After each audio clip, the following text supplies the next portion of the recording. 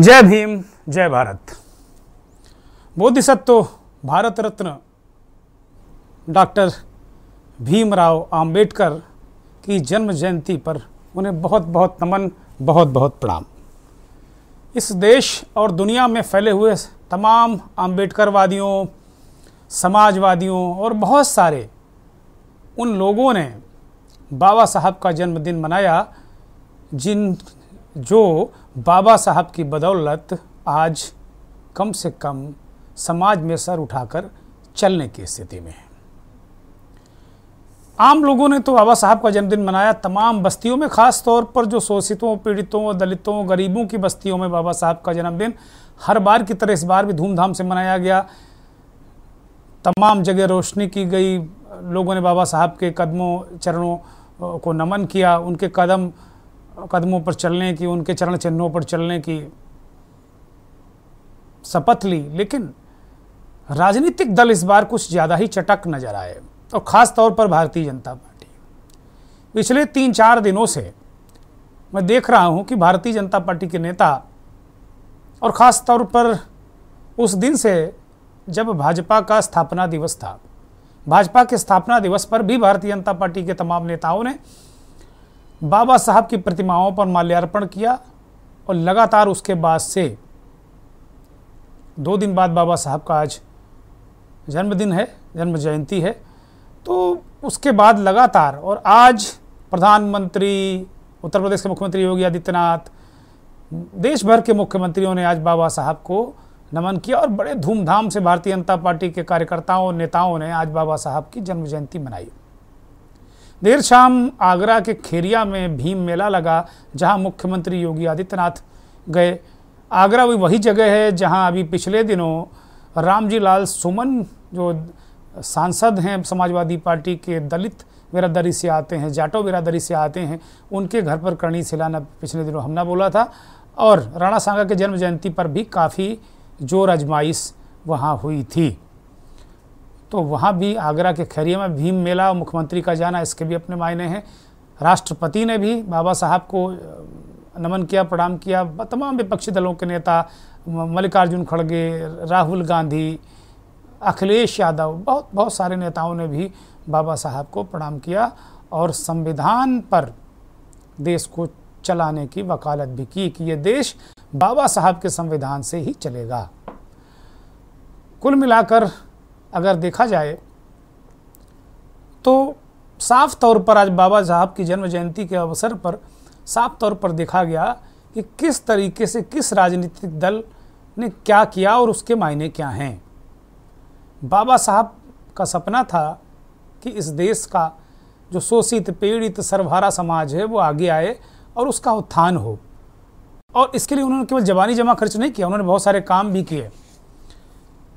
आज मंथन में यही सवाल होगा कि बाबा साहब कितने प्रासंगिक हैं, और क्या हम वास्तव में आज़ादी के इतने वर्षों के बाद बाबा साहब के उस मंसूबे को पूरा कर पाए हैं क्या।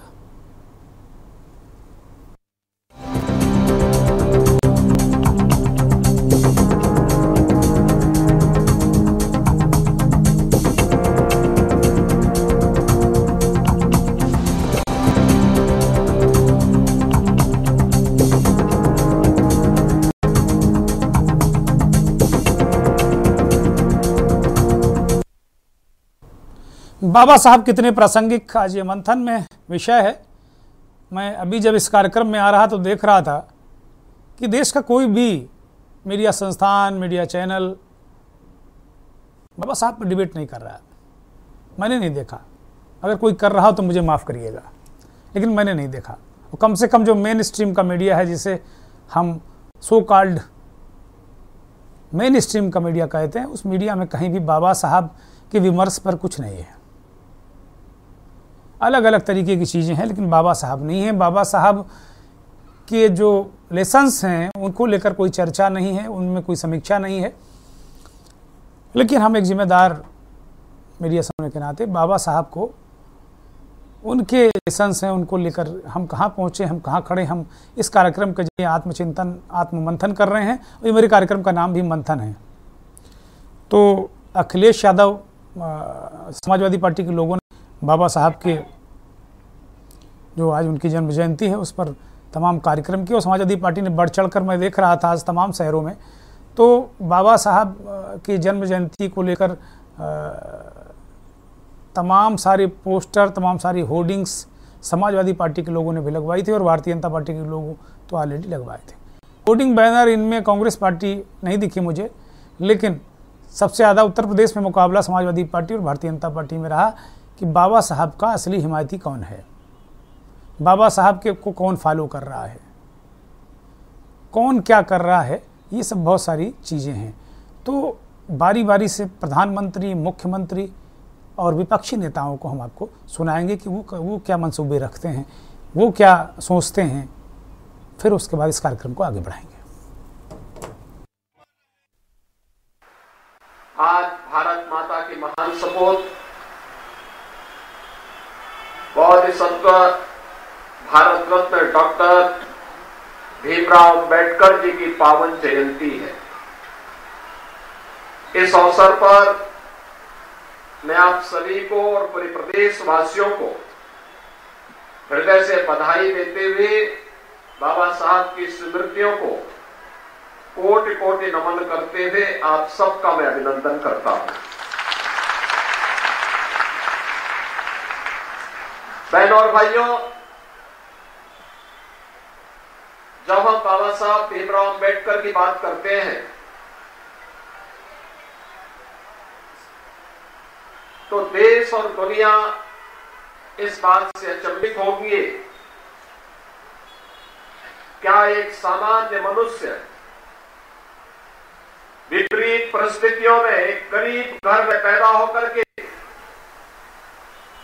और दुनिया की उच्चतम डिग्री हासिल करके उन कोटि कोटि लोगों के जीवन में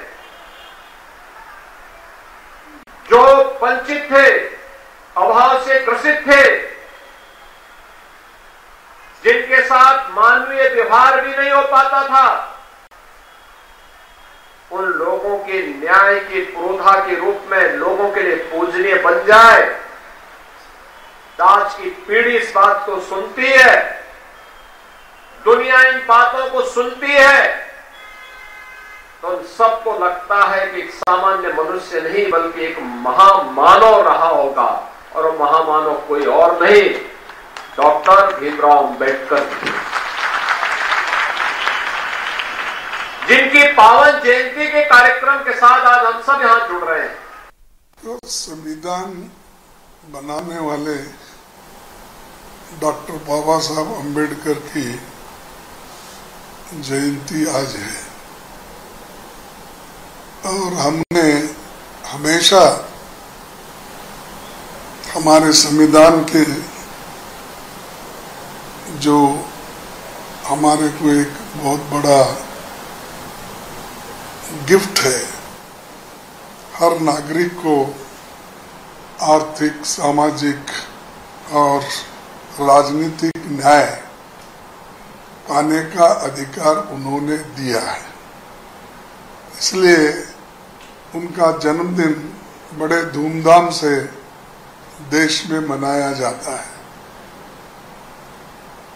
अभी मैं आपको ये कहूँगा कि हमने हाल ही जो AICC सेशन के अहमदाबाद प्रस्ताव में भी इसी को आगे सुनिश्चित करने की बात की कि जो बाबा साहब अंबेडकर जी ने अपने सामाजिक न्याय में कहा था, उन विषयों को, उन मुद्दों को ही हमने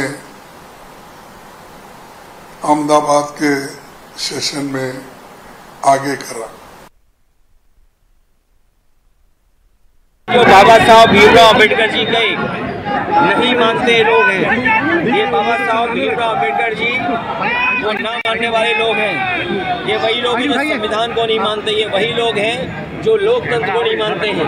और समय समय पर बाबा साहब की प्रतिमा पर इसी तरह का इन लोगों ने काम किया। ये तमाम वो प्रभुत्ववादी लोग, ये तमाम वो लोग हैं जिन्होंने सदियों से शोषण किया है, सदियों से वंचित लोगों को अपमान किया है। ये समय समय पर बाबा साहब भीमराव अंबेडकर जी का अपमान कर करके ये संदेश देने का काम करते हैं समाज में कि अगर हम ताकतवर हो जाएंगे तो इसी तरह आपको अपमानित करेंगे।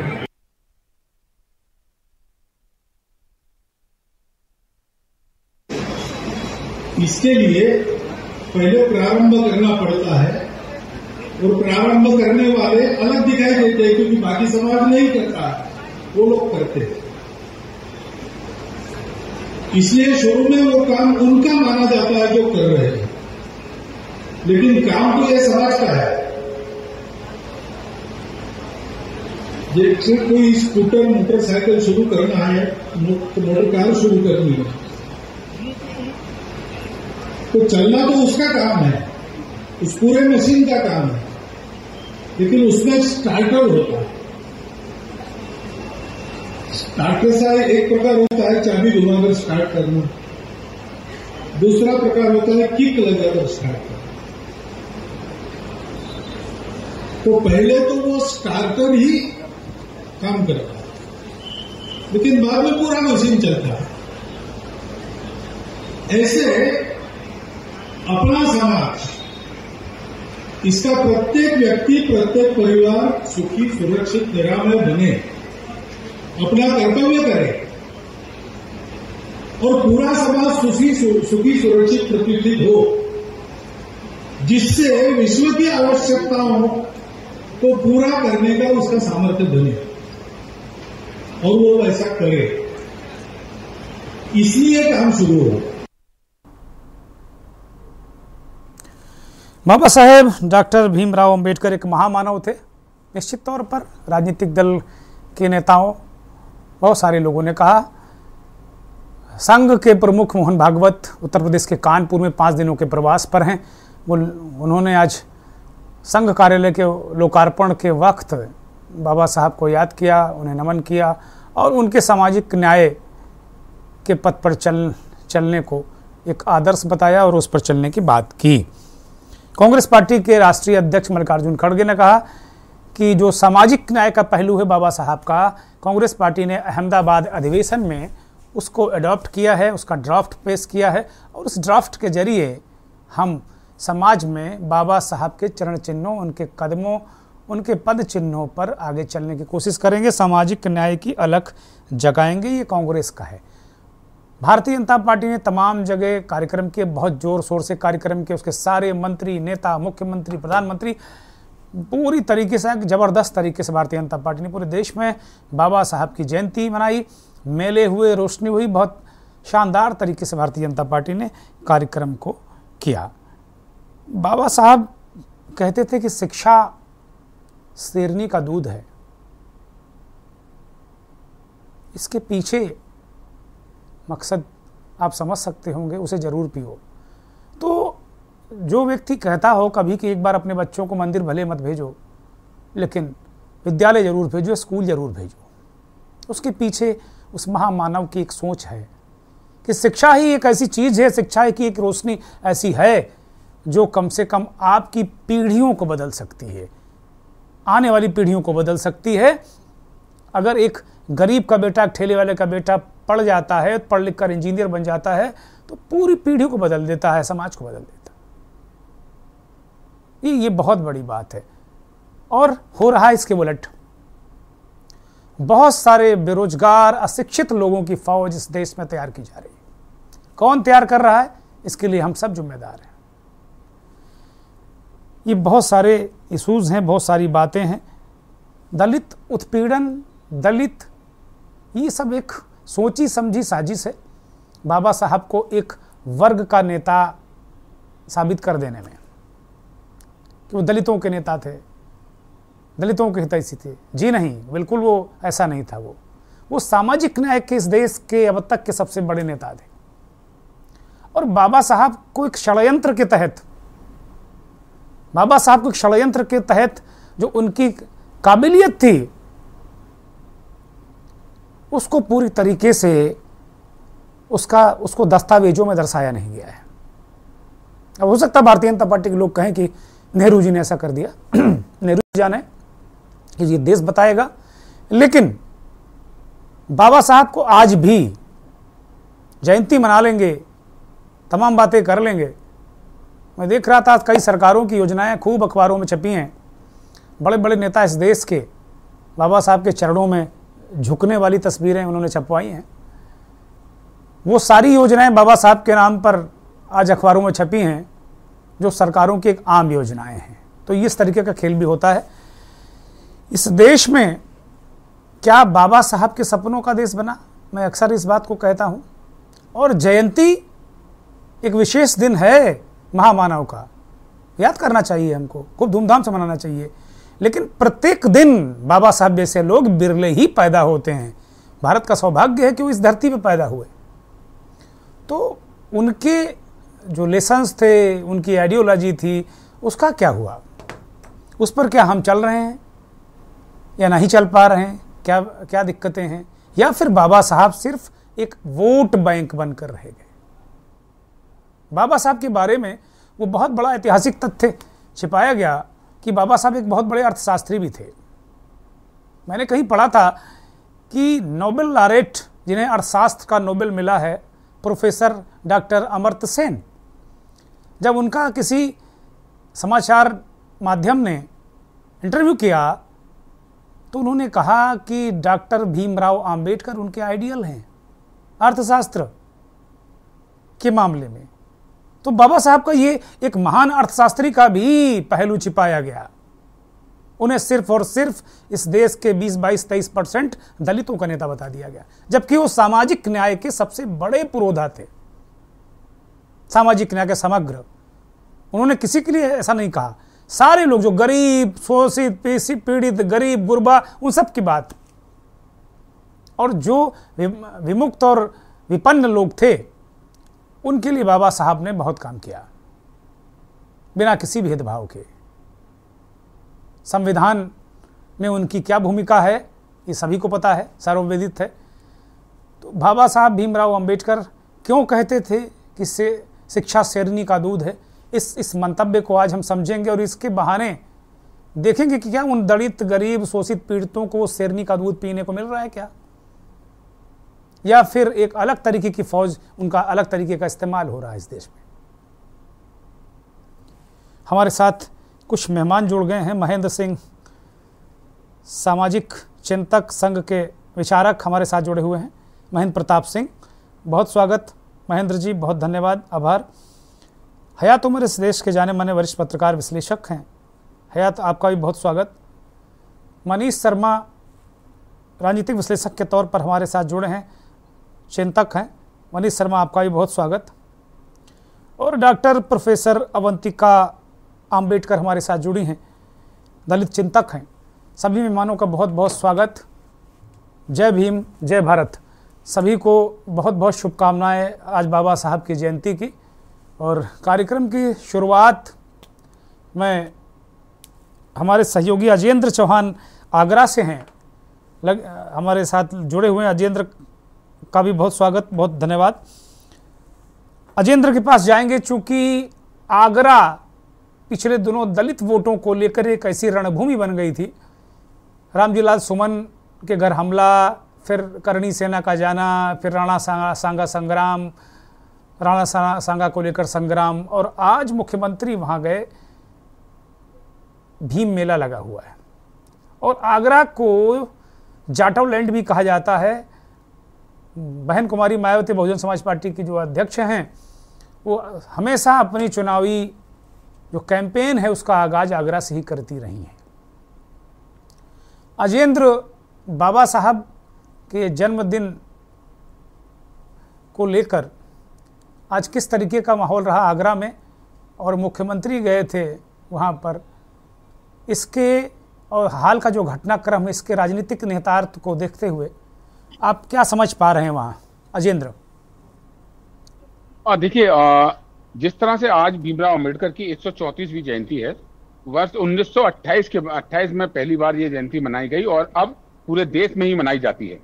और अगर आगरा की बात कर लें तो दलितों की राजधानी है। आपने बिल्कुल ठीक कहा कि जाटव लैंड कहा जाता है। और वर्ष 2007 में यहाँ पर सभी 8 विधायक, टोटल 9 विधानसभा हैं, 8 विधानसभा में सभी बहुजन समाज पार्टी के पास थी। तो जाटव बहुल क्षेत्र है और जिला आगरा में बिल्कुल इस बात से गुरेज नहीं किया जा सकता कि यहाँ पर जो अंबेडकर जयंती मनाई जाती है, भीम नगरी मनाई जाती है, पहले उसमें चाहे मुख्यमंत्री मायावती आई हो या स्वामी प्रसाद मौर्य जब रहे हुए आए हों, तो एक बहुत बड़ा आयोजन यहाँ किया जाता है।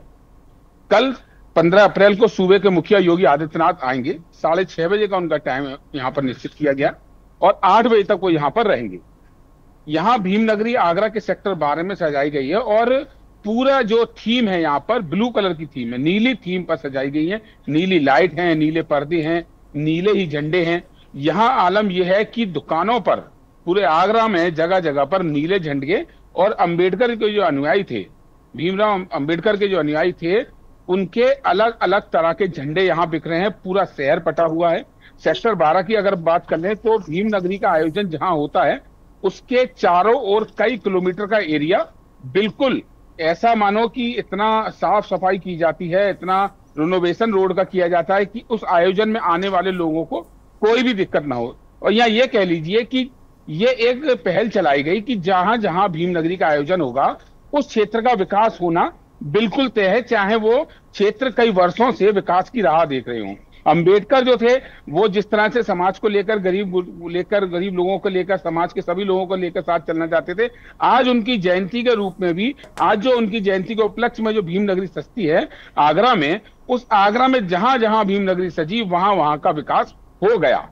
तो आलम यह है कि आगरा में कल जिस तरह से मुख्यमंत्री आएंगे तो भीम नगरी आयोजन समिति के जो लोग हैं उन्होंने भी सुरक्षा के इंतजाम किए हैं। पुलिस के आला अधिकारियों ने भी यहाँ पूरी चाक चौबंद व्यवस्था कर रखी है और जिले के जिलाधिकारी सहित तमाम प्रशासनिक अधिकारी इस आयोजन में बिल्कुल लगे हुए हैं। अभी आज थोड़ी देर बाद भीम जयंती है, यहाँ पर सुबह से ही आगरा में जगह जगह पर जुलूस निकाले गए और यहाँ पर प्रवास जो फेरी लगाई गई और अंबेडकर के जो अनुयायी थे उन्होंने समाज में डॉक्टर भीमराव अंबेडकर ने क्या क्या काम किए हैं समाज के लिए, एक खड़ा जहां लोगों के लिए क्या क्या बनाया है, चीजें की गई, उनका प्रचार प्रसार यहाँ पर किया। तो आज इस बार काफी देखा गया कि अलग अलग पूरे गांव में, चाहे शहर हो या देहात हो, वहां पर अलग अलग तरह से सुबह ही फिर जो लोगों का जो जुलूस था या उसको मार्च कह सकते हैं, पैदल मार्च कह सकते हैं, चाहे बाइकों की रैली कह सकते हैं, वो देखा गया। और अंबेडकर जयंती में आगरा में काफी भव्य यहाँ पर झांकियां निकलती हैं। जिस तरह से राम बारात होती है उसी तरह से यहाँ 14 अप्रैल को यहाँ पर भीम यात्रा भी निकलती है। उसमें जो डॉक्टर भीमराव अंबेडकर ने जो जो काम किए या संविधान के लिए किया, तो संविधान की बुक भी होगी, संसद का भी झांकी होती है, तमाम तरीके के अलग अलग उनसे जुड़ी हुई चीजों की झांकियां यहाँ देखी जाती हैं। और बौद्ध धर्म से जुड़े हुए लोग और जो अंबेडकर के जो अनुयायी हैं, जो अलग अलग संगठन है, वो सभी लोग बड़ी धूमधाम से यहाँ पर अंबेडकर जयंती मनाते हैं। और क्योंकि आगरा की अगर हम बात कर ले तो काफी बड़ा यहाँ पर एक वोट बैंक माना जाएगा। बिल्कुल आपने ठीक कहा कि मुख्यमंत्री, जो पूर्व मुख्यमंत्री बसपा सुप्रीमो मायावती हैं, मायावती हमेशा आगरा से ही चुनाव की शुरुआत करती हैं। और इसमें जब उनकी रैली यहाँ, जब उनका आयोजन किया जाता है GIC मैदान में, चाहे भारतीय जनता पार्टी हो, चाहे समाजवादी पार्टी हो, चाहे कितना भी बड़ा नेता है, लेकिन अगर मायावती आती हैं उस रैली में तो वो ग्राउंड छोटा पड़ जाता है। ये वो हकीकत है जो सभी पार्टी के नेता जानते हैं। और आज कुल मिलाकर 14 अप्रैल है, अंबेडकर जयंती का आयोजन है, भव्य यहाँ पर रैली, यहाँ पर जो शोभा यात्रा है वो निकलेगी। कई अजेंद्र बहुत सारे आयोजन हुए हैं, बहुत सारी चीजें हुई हैं, आगरा के बारे में आपने बताया है। मैं एक बात और जानना चाहता हूं, जैसे कल मुख्यमंत्री जी आ रहे हैं भीम नगरी में, क्या इससे पहले पिछले साल इसका आयोजन हुआ था, उसके पिछले साल आयोजन हुआ था, उसके पिछले साल आयोजन हुआ था? क्या मुख्यमंत्री, प्रधानमंत्री, मंत्री कोई आए थे या इसी बार बहुत दिनों के बाद मुख्यमंत्री जी वहां जा रहे हैं? हाँ देखिए, बिल्कुल इस बार मुख्यमंत्री योगी आदित्यनाथ का आना हो रहा है, क्योंकि यहाँ जो माहौल है, जैसे कि आपने अभी सवाल किया कि जो रामजीलाल सुमन ने चाहे जो विवादित बयान दिया, उसके बाद जो पूरे देश में एक अलग माहौल हुआ। चूंकि रामजीलाल सुमन आगरा के रहने वाले हैं, जाटव समाज से आते हैं, तो यहाँ पर एक माहौल अलग देखने के लिए मिला। क्योंकि जिस तरह से लगातार समाजवादी पार्टी और भारतीय जनता पार्टी के बीच में दो खेमे यहाँ दिखाई दे रहे हैं कि अलग अलग आरोप प्रत्यारोप का दौर चल रहा है, लेकिन वहीं रामजीलाल सुमन से यहाँ पर जाटव वोट को जोड़कर देखा जा रहा था। तो कहीं ना कहीं इस बात से गुरेज नहीं किया जाएगा कि इस बार जो करणी सेना का प्रदर्शन रहा, जो अलग अलग लोगों का, जो सनातनी लोगों का जो प्रदर्शन आगरा में रहा, रक्त स्वाभिमान सम्मेलन जो हुआ, उसके बाद माहौल कुछ अलग है। फेसबुक, सोशल मीडिया पर अलग अलग प्रतिक्रिया एक दूसरे के ऊपर दिखाई दे रही हैं। लेकिन आगरा की अगर हम बात कर लें तो आगरा में इस बार मुख्यमंत्री योगी आदित्यनाथ पहली बार भीम नगरी में आ रहे हैं। इससे पहले भारतीय जनता पार्टी का कोई भी यहाँ पर मुख्यमंत्री इस भीम नगरी के आयोजन में नहीं आया है। जी बहुत शुक्रिया अजेंद्र। बहुत सारी जो आपने बताया कि इससे पहले कोई नहीं आया, अपने आप में सारी चीज़ें इस बात को लेकर संकेत दे देती हैं कि इस बार भीम नगरी खास है। और उसकी वजह भी है कि जो रामलीला सुमन को लेकर, करणी सेना के प्रदर्शन को लेकर, उनके घर हमले को लेकर जो तनातनी हुई, और उसमें कहीं ना कहीं भारतीय जनता पार्टी को लगता है कि कहीं ना कहीं उसे नुकसान हो सकता है दलित पुटों का।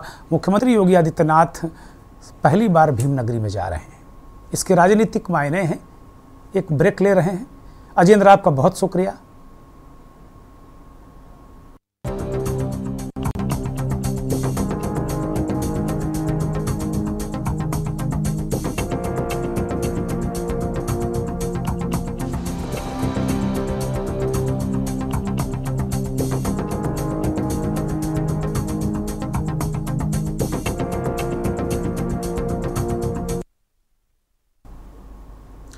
ब्रेक से आ गए हैं और अब चर्चा की शुरुआत करते हैं। और यही है कि बाबा साहब कितने प्रासंगिक हैं, ये सवाल है।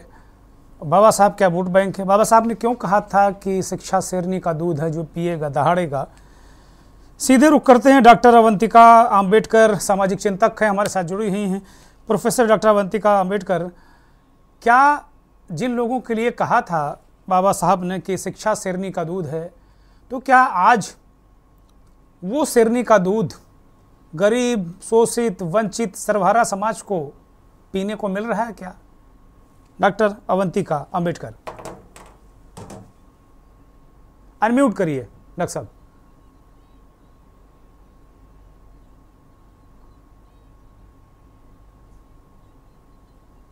हेलो जी, बोलिए।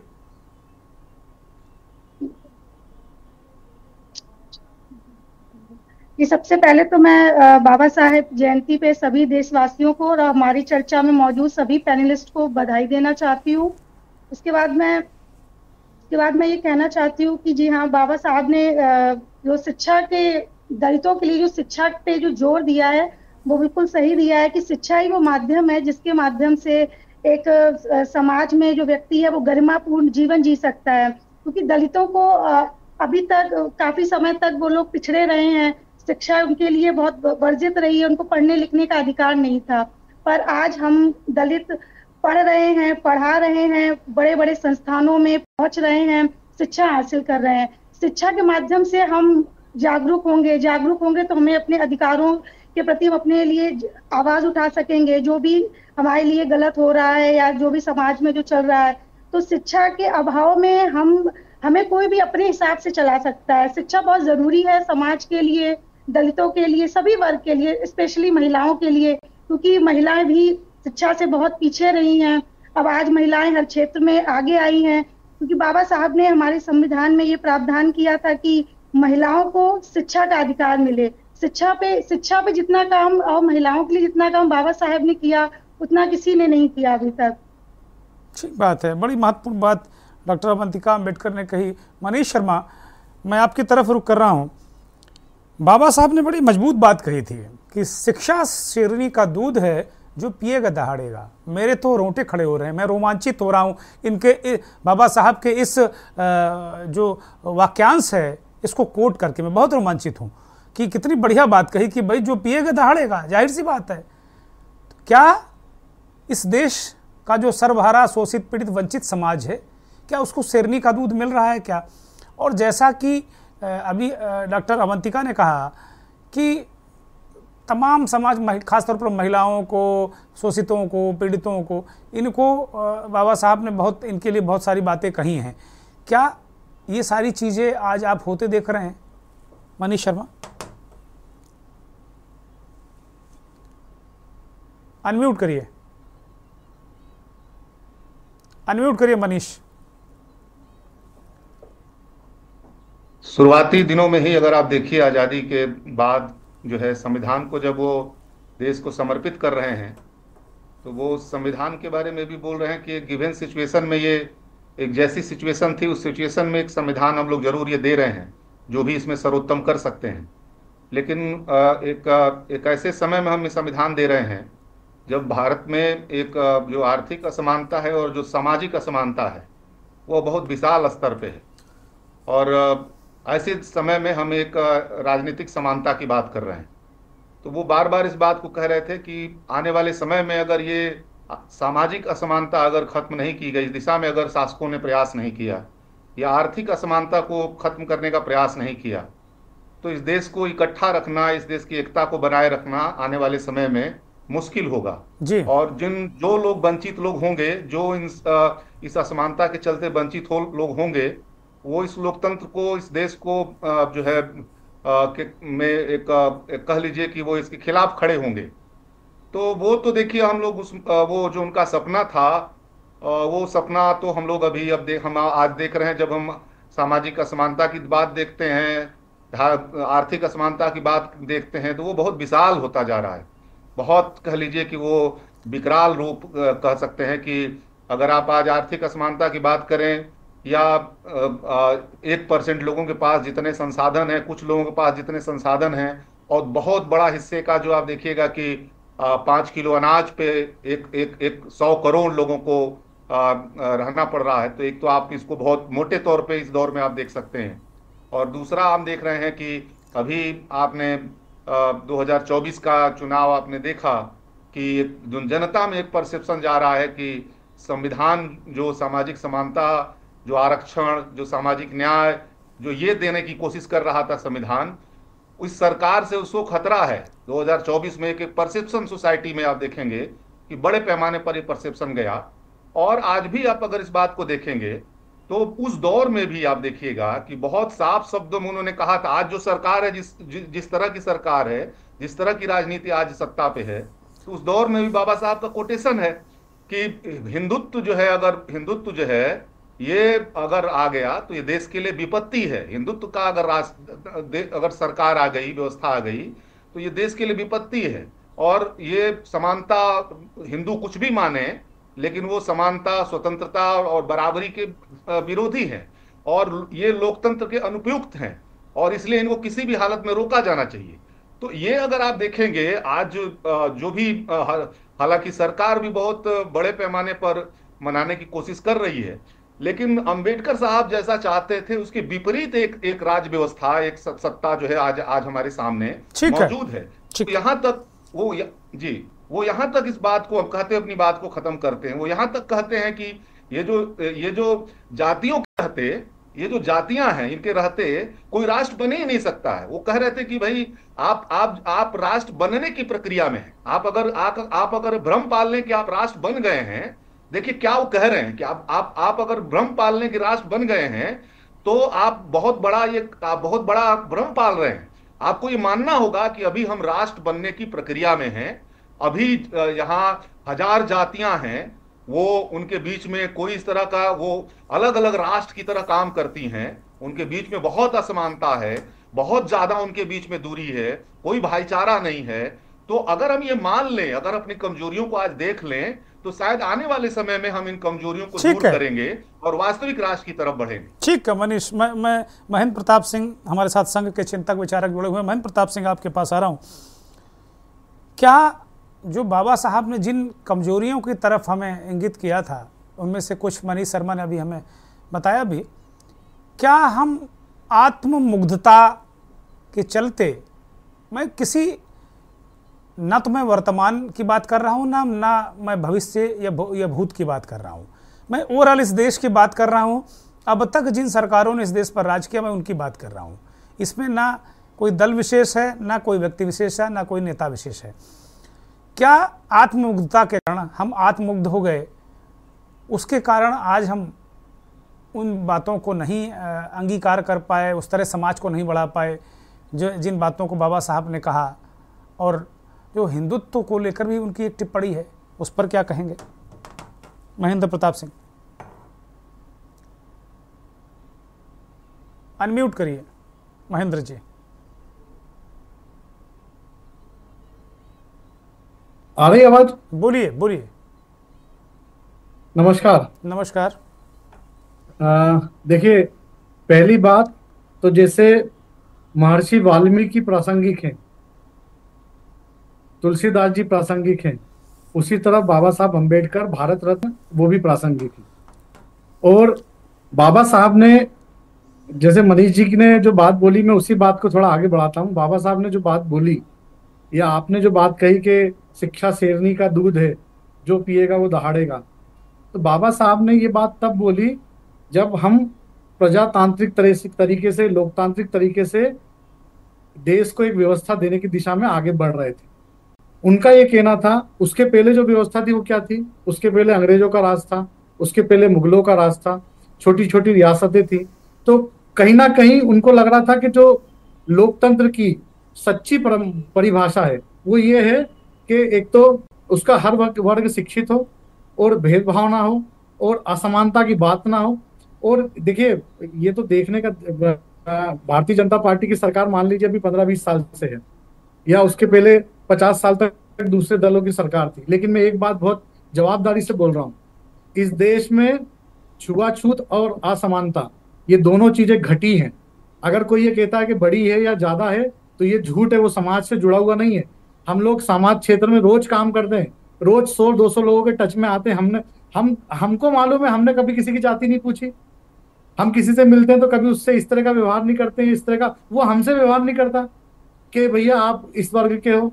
देखिए, बाबा साहब का उद्देश्य बहुत, बिल्कुल जिसको बोलना चाहिए निर्लिप्त भाव से, उनका उद्देश्य था कि लोकतांत्रिक तरीके से जब भारत बन रहा है तो उसमें सभी के लिए समान अधिकार रहें, सभी के लिए समान मौके रहें और लोग समान रूप से डेवलप हों। अब क्या हुआ, चूंकि वो खुद वंचित वर्ग से आते थे, इसलिए वंचित वर्ग ने उनकी बात को ज्यादा तरीके से आत्मसात किया। और जब वंचित वर्ग ने उनको ज्यादा मजबूती से आत्मसात किया, जो आंकड़ा आपने दिया 22% के आसपास, तो वो 22% लोगों के अपने आप नेता हो गए। और जब वो 22% लोगों के नेता हो गए तो सहजता से बाकी सबका ध्यान उनकी तरफ गया। लेकिन देखिए, बाबा साहब संघ की दृष्टि से अगर देखें तो प्रातः स्मरणीय है, भारत रत्न है, और उनका योगदान सदियों तक इस देश में और समाज जीवन में रहने वाला है। और सबसे बड़ी बात जो हमारी बहन ने कही ना, कि महिलाओं की शिक्षा के लिए, देखिए बाबा साहब पहले ऐसे व्यक्ति थे जिसको उनकी माँ ने संस्कार दिया। वो माँ की शिक्षा से आगे बढ़े, परिवार को उनको संस्कार मिला है, तब वो, और इसलिए उन्होंने महिलाओं की शिक्षा की बात की। आज जो भी लोग ये बात करते हैं ना कि असमानता है, पहले से चीजें बढ़ गई हैं, सरकारों ने ये ठीक नहीं किया, वो ठीक नहीं किया, अरे भैया आप समाज में जाके देखिए तो सही, चीजें पूरी तरह बदल गई हैं। आज कोई किसी की जाति नहीं पूछता, आज कोई किसी से भेदभाव नहीं करता। और 1% की जो आप बात कर रहे हैं उस पर भी मैं आपसे बोल रहा हूँ, देखिए जो लोग आज किसी भी चीज का, सरकारी सुविधाओं का लाभ लेके योग्य स्थान पे पहुंच रहे हैं, तो उनका ये दायित्व है कि वो लोगों की टांग ना खींचे, वो लोगों का हाथ खींचे, और लोगों को टांग खींच के नीचे ना खींचते हुए हाथ खींच के ऊपर खींचने का काम करे। ये दायित्व उन लोगों का है जिन्होंने एक अपने आप को एक कैटेगरी में रख के उसका लाभ लिया है। हम सबका तो है ही, हमारा नहीं है ऐसा नहीं है, हमारा भी है, लेकिन ये दायित्व पहले उनका भी है कि वो लोगों के हाथ खींच के लोगों को ऊपर लाए। ठीक बात है, बड़ी महत्वपूर्ण बात महेंद्र सिंह ने कही, महेंद्र प्रताप सिंह ने। हयात उमर साहब आपकी तरफ रुक कर रहा हूँ। महेंद्र प्रताप सिंह संघ के चिंतक हैं, विचारक हैं, स्वयंसेवक हैं। वो तमाम संघ का काम ही समाज से संपर्क, संबंध, संवाद, संघ का काम ही है संपर्क, संबंध, संवाद, संघ ही इसी तरह करता है। तो उन्होंने अपना क्या अनुभव बताया। एक अभी बहुत दिन नहीं हुए हैं, मुश्किल से 1 हफ्ते की एक घटना है, और इस तरह की मैं अभी अपने नेटवर्क में कहूँगा तो मुझे लगता है 10-12 घटनाएं आपको मिल जाएंगी, कम से कम महीना 2 महीना के अंदर की। मैनपुरी में एक प्राथमिक विद्यालय में, जो सरकारी विद्यालय है, टीचर का ग्लास छू लिया एक दलित, एक अनुसूचित वर्ग के बच्चे ने, और उसको इतना मारा, इतना मारा, इतना मारा कि मतलब उसकी पीठ पर इतने निशान बना दिए, शेरनी का दूध तो छोड़िए, उस बिल्कुल पस्त कर दिया उसको। इस तरह की घटनाओं को हम क्या माने। और साथ ही जैसे बहुत सारी चीज़ें हैं देखने को मिलती हैं, हम यही कहें कि नकारात्मक क्यों हों, हम सकारात्मक हों, कि बाबा साहब के तमाम सपनों को सरकार ने हम सब ने पूरा भी किया है। इसको और भी क्या हमें देखना चाहिए जिससे सकारात्मकता आएगी, पॉजिटिविटी आएगी। हयात अनम्यूट करिए। बहुत बहुत सभी पैनलिस्ट को अम्बेडकर जयंती की बहुत बहुत शुभकामनाएं, बहुत बहुत बधाई। पहली बात तो ये, और मुझे लगता है कि बात आपके प्रारंभिक उद्बोधन से शुरू की जाए तो बढ़िया रहेगा।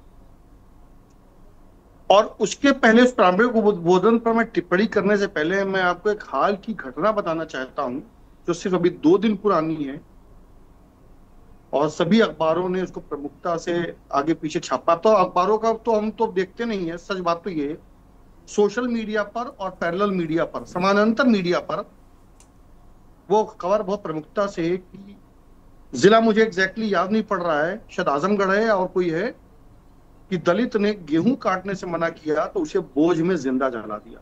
प्रयागराज में जी, शायद आपकी भी नजर पड़ी उस घटना पर। जी खूब देखा, बड़ी भयानक घटना है वो, बड़ी भयानक घटना, उसमें कुछ लोग गिरफ्तार भी हुए जी। और हम लगभग हर दूसरे दिन किसी न किसी दलित अत्याचार की, दलित भेदभाव की खबर पढ़ते रहते। कभी घोड़ी पर चढ़ने नहीं दिया, कभी बारात लेके इधर से क्यों निकले, कभी हमारे ड्योढ़ी के सामने से क्यों निकले, जैसा बताया कि गिलास क्यों छू लिया, झंडा क्यों लगा लिया, लगभग। और सबसे बड़ी बात है कि आप एनसीआरबी का डाटा उठा के देख लीजिए, बलात्कार पीड़ित महिलाओं में सर्वाधिक जिस समुदाय से आती हैं वो SC/ST समुदाय, वंचित समुदाय है।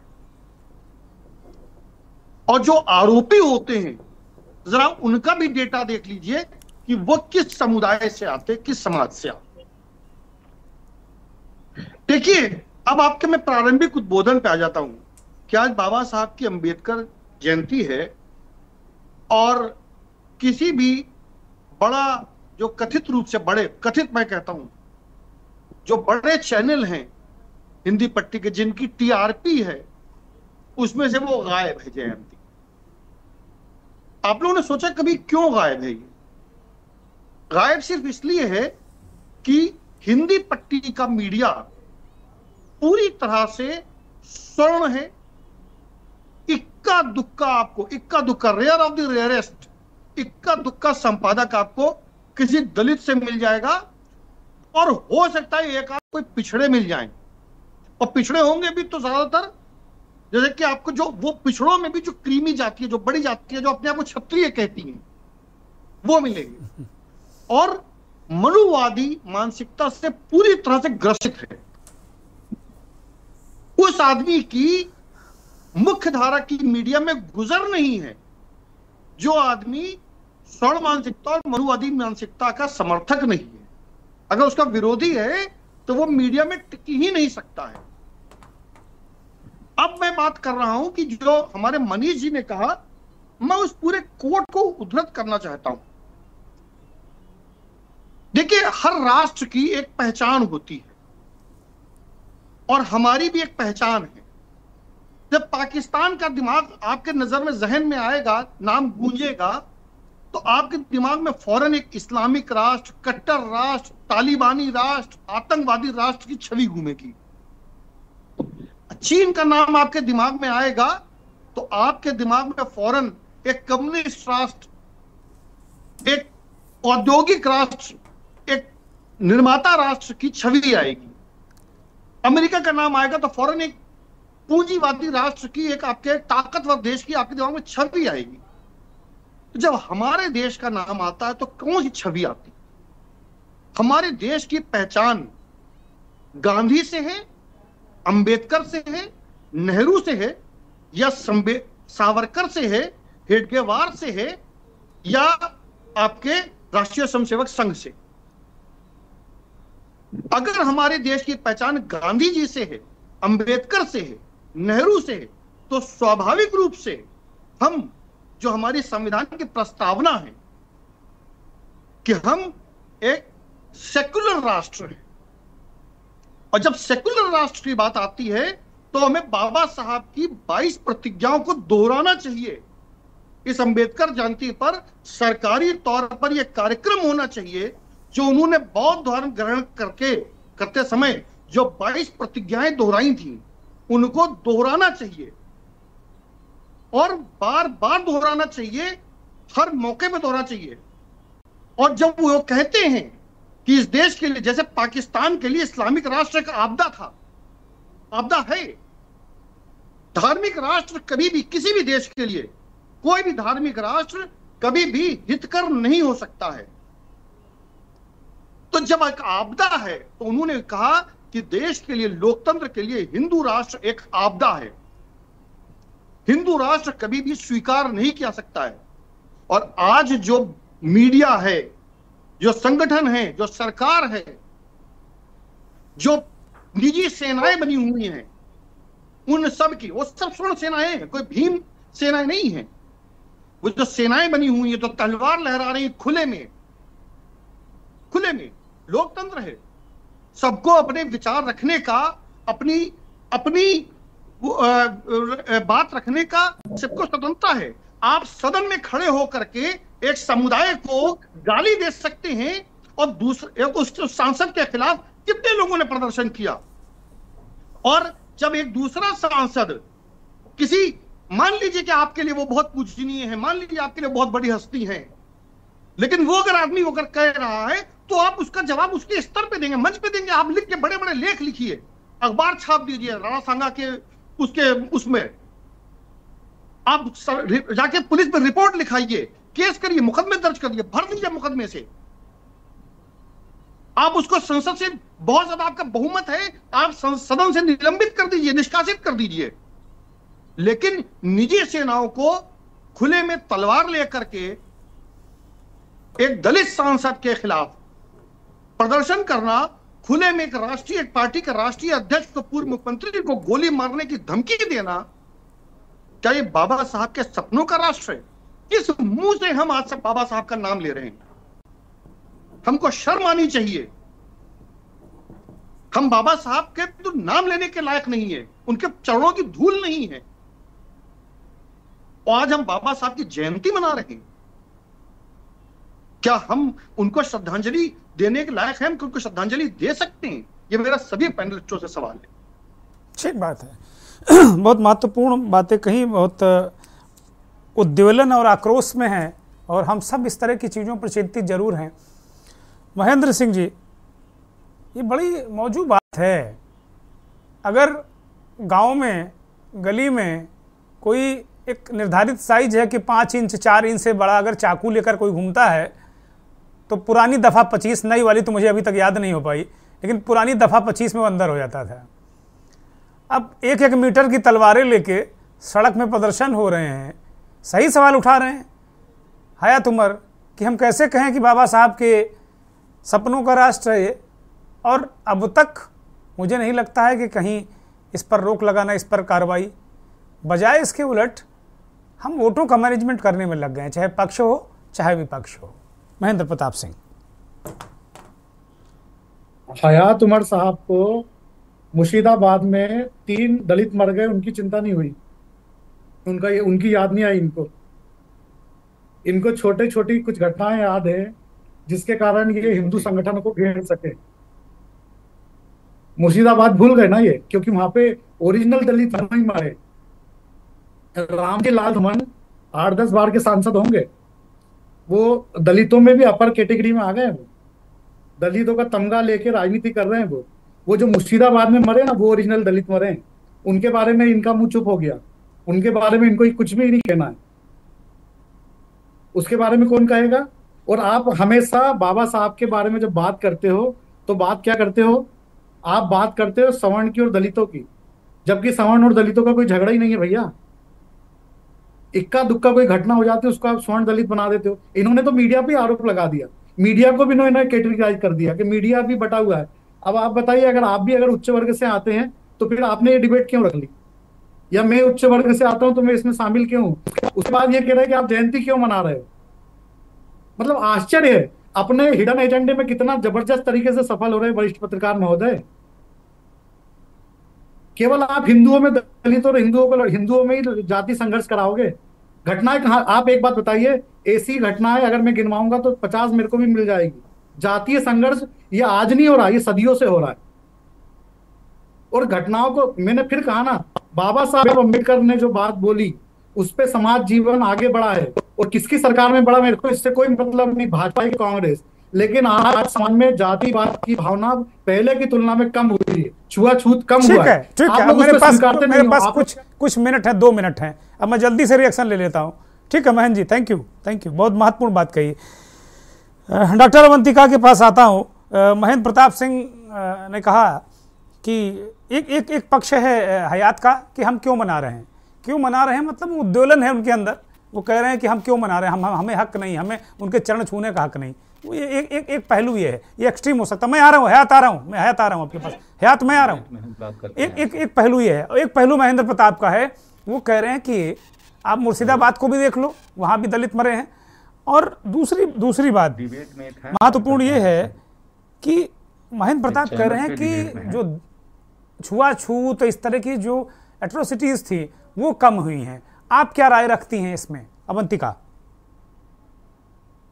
भारत के तमाम जगह कोने कोने में जाति भेदभाव आज भी हो रहे हैं। हम आज भी अगर सोशल मीडिया देखें, न्यूज़पेपर खोले, मैं तो कभी भी देखती हूँ तो कहीं ना कहीं एक ना एक इस तरह की घटनाएं में देखने को मिलती हैं। अभी राजस्थान में कोई अपनी बारात नहीं निकाल सकता मूछें रखने पे। अभी भी समाज में जाति आधारित भेदभाव है। वहां के नेता प्रतिपक्ष को वो मंदिर में चले गए, मंदिर धो दिया गया, मंदिर धुलवाया गया। वो दलित वर्ग से हैं, नेता प्रतिपक्ष मंदिर चले गए, मंदिर धुलवाया गया। अभी राजस्थान की घटना है कि अभी एक मंत्री जी गए तो उसको गंगा जल से शुद्ध किया गया। तो किस आधार पे आप कह रहे हैं कि जातिगत भेदभाव खत्म हो गया है? नहीं, वो कह रहे हैं खत्म नहीं हो गया। महेंद्र प्रताप सिंह को मिसकोट मत करिए, वो कह रहे हैं कम हुआ है। मैं इस पर आपसे चाहता हूं। सर, कम कहीं से भी नहीं हुआ है, बल्कि एनसीआरबी के डेटा उठाकर आप देखिए, उत्तर प्रदेश में और महिलाओं पे, दलितों पे सबसे ज्यादा आप लोग अगर इतना एनसीआरबी के डेटा की बात करेंगे तो मुझे लगता है वो भी हमको जल्दी मिलने वाला नहीं है। ज्यादा मत कोट करिए उसको, नहीं वो बंद होने वाला है वो। मैं एक रिएक्शन लूंगा हयात से बहुत जल्दी में, मेरे पास बस अब 1 मिनट बचा। हयात, एक तो आपने मुर्शिदाबाद को छोड़ दिया, वहां कुछ नहीं हुआ क्या? शांति है वहां पे? सर, वहां पर सांप्रदायिक हुआ, जातीय नहीं हुआ है। अगर जो हुआ है वो सांप्रदायिक है, जातीय नहीं है, आप समझिए पहले। और दूसरी चीज ये, आप उस सांप्रदायिक में जाति ढूंढ रहे हैं। वहां पर 3 मुसलमान भी मारे गए हैं, ऐसा नहीं कि खाली एक ही तरफ से है। दूसरी बात, इस तरह की बातें क्यों होती हैं कि मुसलमान मारे गए, दलित मारे गए? महेंद्र प्रताप का एतराज ये है कि भाई आप दलित सवर्ण की पृष्ठभूमि है, इनकी लड़ाई की पृष्ठभूमि क्यों बना देते हो? और ये कौन बनाता है? हमें समझना होगी, पृष्ठभूमि हमारे बनाने या आपके बनाने से नहीं होती है। जैसे आप कह रहे हैं मीडिया पे हमला कर रहे हैं, आप भी दुर्गेन जी, वर्षों का आपका अनुभव है मीडिया हाउस में, आपके तमाम साथी होंगे आपके मीडिया में, आपके गिन करके भी 10 दलित साथी बता सकते हैं जो मुख्य धारा की मीडिया में हो। बिल्कुल नहीं, कतई नहीं, बिल्कुल कतई नहीं। तो सारी बात ये है, देखिए बात जब निकलेगी तो बात दूसरी रहेगी। देखिए, कानून व्यवस्था का काम सरकार का है। नहीं, इसको ऐसे सोचा जा सकता था ना कि हमने उनको ऐसी शिक्षा या यहां तक हम उनको अभी नहीं लेकर आ पाए कि वो मीडिया संस्थानों का नेतृत्व कर सकें। इस तरह नहीं सोचा जा सकता क्या इसको? सर, अभी भी शिक्षा के स्तर से आप देखिए पहले कि आरक्षित सीटों में आधे से ज्यादा सीटें वैकेंट हैं। इंटरव्यूज में नॉट फाउंड सूटेबल लिख करके रिजेक्ट कर दिया जाता है कैंडिडेट। सीटें वैकेंट रह जाती हैं, मतलब साल दर साल सीटें वैकेंट चली जाती हैं। और दलित समुदाय के शिक्षित युवा ओवर एज होकर करके घर अभी बीएचयू में 2 बार हम लोगों ने मंथन किया। वो सोनकर जो छात्र थे बमुश्किल उनको एडमिशन मिल गया, अंततः लगातार सारे लोग लगे और उनको एडमिशन मिल गया। जी, तो ये स्थिति है। आज भी क्या रोहित वेमुला को क्या हम लोग भूल जाएंगे? रोहित वेमुला की घटना को, एक उस नौजवान छात्र की किस लिए हत्या हुई? नहीं अभी ठीक है, ठीक है, हम मान रहे बहुत सारी घटनाएं हुई, लेकिन आप इस बात से क्यों नहीं सहमत होते कि कम हुआ है? बढ़ा तो नहीं है हाथ ना, खत्म नहीं हुआ, ये बात अलग है, लेकिन महेंद्र प्रताप कह रहे हैं उस बात पे भी दम है कि कम हुआ है। इसका कोई देखिए सर, इसका कोई पैरामीटर नहीं है हमारे पास कि कम हुआ या बढ़ा हुआ है। अगर है तो है और नहीं है तो नहीं है, ये तो हम जान सकते हैं, लेकिन कम हुआ या बढ़ा है इसका पैरामीटर क्या है हमारे पास? कोई नहीं है। ठीक है, ठीक है, मेरे पास बिल्कुल वक्त नहीं। अंतिम टिप्पणी मनीष की। मनीष, अब कुछ सकारात्मक बातें जरूर होनी चाहिए इस कार्यक्रम में कि हम जैसे अभी महेंद्र प्रताप ने बहुत बढ़िया बात कही। मेरे सवाल का जो मैंने अपनी ओपनिंग में रखा था कि बाबा साहब को दलितों का नेता ही साबित कर दिया गया, मैंने कहा था कि एक बाकायदे सोची समझी साजिश के तहत। महेंद्र प्रताप ने कहा बिल्कुल नहीं, ये कोई साजिश नहीं थी। बाबा साहब भीमराव अम्बेडकर दलित समाज से आते थे, विमुक्त समाज से आते थे, अनुसूचित समाज से आते थे, इसलिए सबसे पहले उनको फॉलो किया उनके समाज ने और 20-22% के नेता वो बन गए, फिर सारे लोगों का फोकस गया। बात कहना कि ये भी तरीका मुझे ठीक लगा, लेकिन वास्तव में मैं अपनी जगह पर अभी भी अडिग हूँ कि बाबा साहब इतने बड़े कद के व्यक्ति हैं, क्या अब से पहले से लेके कालांतर से लेके अब तक क्या उनको बहुत तराजू में तौल के वोटों के लिए इस्तेमाल करके बहुत मतलब उनकी जो एक अलग तरीके की छवि है उसको पहले भी रोका गया कि लोगों के मानस पे अंकित ना हो, और आज भी मैं जब आज न्यूज़ रूम में आया और मैंने अंबेडकर जयंती की बधाई दी तो बहुत सारे लोग, मैं अक्सर करता हूँ और तमाम जगह मेरा ये रहता है कि मैं जब रहता हूँ तो ये सब बधाई और शुभकामना में देता हूँ सारे त्योहारों की। तो न्यूज़ रूम में मैं देख रहा था कि बहुत सारे लोग मेरी तरफ प्रश्नवाचक दृष्टिकोण से देख रहे थे, मतलब उनकी नज़रें लग रही थी कि भाई ये क्या है। तो क्या अभी भी ठीक है, कोई मत बोले, पढ़े लिखे लोग हैं, हम पत्रकार हैं, न्यूज़ रूम में पढ़े लिखे लोग होते हैं, तो क्या अभी भी हमारे दिमाग में बाबा साहब को एक खुले दिमाग से हम नहीं ग्रहण कर पाए? मनीष, अंतिम टिप्पणी लेकिन संक्षिप्त। अनम्यूट करिए, अनम्यूट करिए, हम सुन नहीं पा रहे मनीष।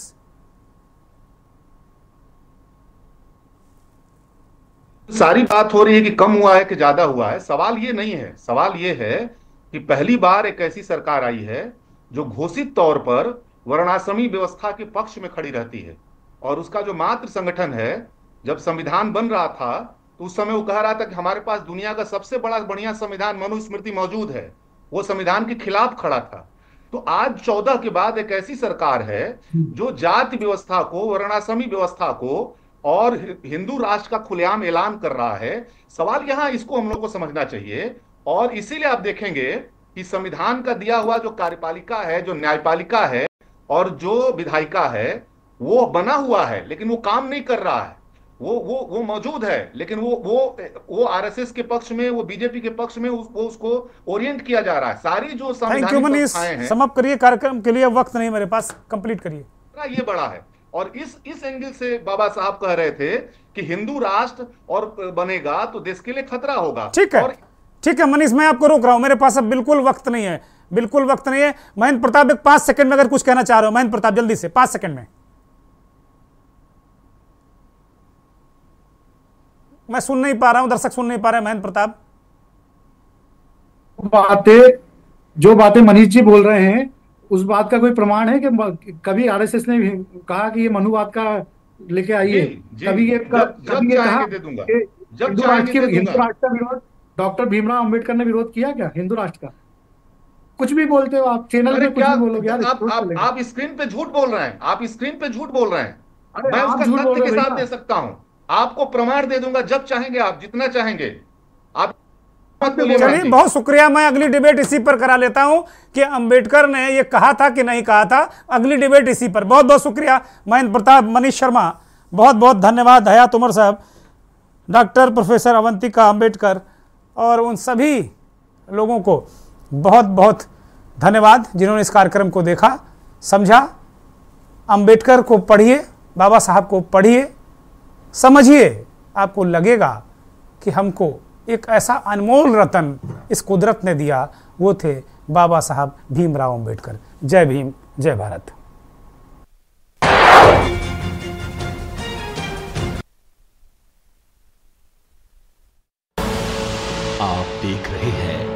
के न्यूज, खबरों का सारथी।